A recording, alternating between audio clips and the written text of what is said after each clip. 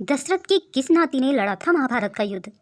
कुछ ग्रंथों के मुताबिक राम, लक्ष्मण, भरत और शत्रुघ्न चारों दशरथ के ही पुत्र थे। लेकिन क्या आप जानते हैं कि उनकी एक पुत्री भी थी? जी हाँ, जिसका नाम था शांता।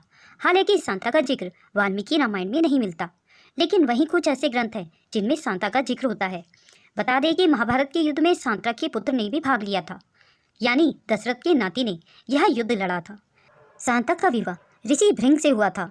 वहीं उनसे एक पुत्र भी उत्पन्न हुआ था, अलम्बुश। ये पांडव के भी रिश्तेदार लगते थे, लेकिन वह उनसे काफ़ी नाराज थे क्योंकि पांडवों ने युद्ध के दौरान जीतने के लिए छल का सहारा लिया था। ऐसे में जब दुर्योधन ने पांडवों के रिश्तेदार यानी अलम्बुश से मदद मांगी तो उन्होंने हाँ कर दी। पौराणिक मान्यता के अनुसार महाभारत युद्ध में जब अर्जुन और उसका पुत्र इरावन हाहाकार मचा देते हैं, तब कौरव सेना में चिंता की लहर दौड़ जाती है। महाभारत के भीष्म पर्व के 83वें अध्याय के अनुसार महाभारत युद्ध के 7वें दिन अर्जुन और उलूपी के पुत्र इरावन का अवंती के राजकुमार विंध्य और अनुविंध्य के साथ अत्यंत भयंकर युद्ध हुआ। इरावन ने दोनों भाइयों के साथ एक साथ युद्ध करते हुए अपने पराक्रम से दोनों को पराजित कर दिया और फिर कौरव सेना का संहार करने लगा।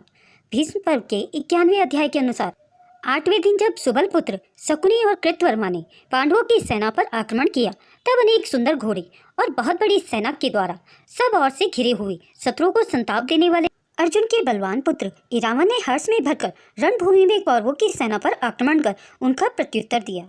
इरावन द्वारा किए गए इस अत्यंत भयंकर युद्ध में कौरवों की घुड़सवार सेना नष्ट हो गई और शकुनी के 6 पुत्रों का उसने वध कर दिया। यह देखकर दुर्योधन भयभीत हो उठा और वहां भागा हुआ राक्षस ऋष्यभृंग के पुत्र अलम्बुस के पास गया, जो पूर्व काल में किए गए बक्कासुर वध के कारण भीमसेन का शत्रु बन बैठा था। युद्ध में राक्षस अलम्बुस को उतारा जाता है।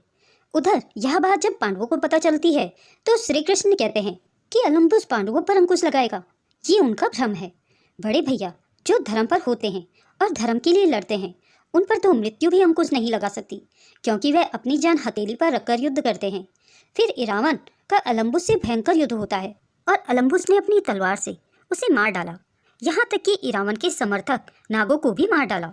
महाभारत युद्ध के 90वें दिन उसने अभिमन्यु के साथ भी युद्ध किया, लेकिन अभिमन्यु ने राक्षस अलम्बुस द्वारा फैलाई गई सभी मायों का प्रतिकार किया और उसे 2 बार पराजित किया।